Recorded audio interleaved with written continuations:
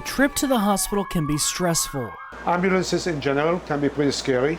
Just being sick as a child is scary, and then if you have to go into an ambulance, it is loud, the lights are very bright, and it's a very strange environment. So we're trying to make this as friendly as possible. 1 in 6 children have some kind of sensory disorder. Golisano Children's Hospital wants to make that experience as easy as possible on these kids by offering the area's first sensory-friendly ambulance. This is the first that we can find in the nation. Many have sensory kits, but to really make this a sensory ambulance, we're really proud of it. While some of the modifications are easy to spot, on our stretchers we will have these strips that are tactile stickers that allow them to kind of have distraction just with touching the stickers.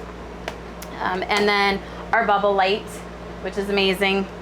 And then our last thing we have actually on most of our ambulances is our communication cards that we have that would really help. There's Spanish and English. One of the major differences is the cab is soundproof. And so the lights and sirens outside of that cab, you can't really hear them when you're inside.